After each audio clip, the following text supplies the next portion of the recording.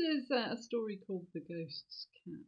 Now, this would be a great one to tell for Halloween if you're looking for a really scary ghost story. Are you up for a really scary ghost story? Come on, I know you are. It was some years ago in a little town in Iceland. There was a doctor who was a very diligent man, and he had living in his house and working for him a maid who was very hardworking. She was the maid of all work, and she did work very hard, and she did the laundry, and she did the cleaning, and she did. You get the idea. And the other person who lived in the house and worked for the doctor was an errand boy who got up to all sorts of mischief. Can you picture this? Yeah. Mischievous. Very naughty boy. Now, the doctor's house was next to the church, and to make it easier for the doctor to leave his house, get through the fence to the priest's house next door, there was a gate. Because the two men were great friends, and they liked to spend their evenings toasting each other's hair. Now, there was one night when, as Mary had just got herself into bed, so when the maid had just got herself into bed, and it was all nice and warm and toasty, she remembered that she had left the doctor's long johns and his sleeping caps out on the washing line. And she thought, I must get them in, or they'll all get wet overnight. And she didn't really want the neighbours seeing the doctor's underwear first thing in the morning. So,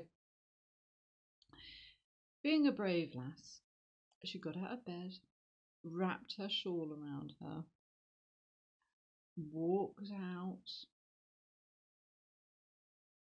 into the mat garden, and over the fence she could see in the graveyard a figure sitting on one of the graves, and she thought, it's the errand boy, and he's playing one of his silly games again. And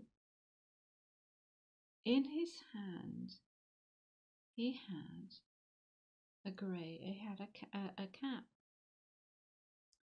So the maid took all the washing off the line, and she walked into the graveyard as bold as brass and said to the figure on the grave that she thought was the errand boy, but you're probably ahead of me here, aren't you?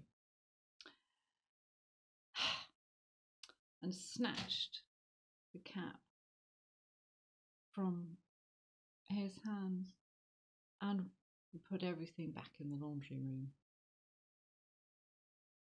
So when she got up the next morning and sorted through all the hats in the laundry room, there was one that was grey and had holes in it and was damp and had an odd sort of a smell. And then she remembered the figure sitting on the grave the night before. And she went and talked to the doctor about this, and the doctor thought this really is much more of a job for the priest. I only deal with the living. So the maid and the doctor walked over to the priest's house, and there, sitting on the grave, was the same figure rubbing his hands together and obviously very distressed. So they spoke to the priest, and the priest said, "Well, did you offend the poor ghost in some way?" And the maid said, "Well, I took a cap that he had in his hands because I thought it was one of the doctor's caps." So the poor maid back into the doctor's house, found the grey, holy, damp cap, gave it back to the figure sitting on the grave.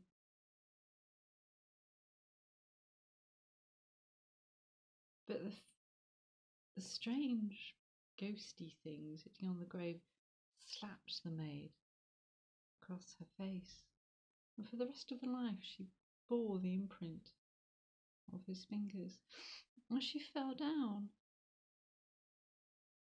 And the ghost, once he had his cap back, slithered back inside the grave, leaving the doctor to carry the brave maid into the house, and she slept for a long time. When she awoke, it took her a little while to remember everything that had happened about the ghost and the cap and the grave. I think you might forget a ghost sitting on his own grave, mightn't you? But over the subsequent weeks, it did seem to the maid that the doctor gave her a little more attention than usual. So the story ends there, but I think perhaps love began to bloom between the two of them because she was so brave. And as to what became of the errand boy, I don't know, but I don't think he played any more tricks on anyone after that. There we are. Great story for Halloween. Don't steal from the dead.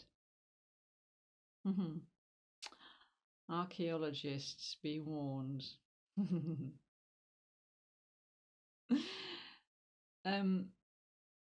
Lots more stories on my channel, so please do subscribe and please do check out some of my other stories. And I hope to see you again soon.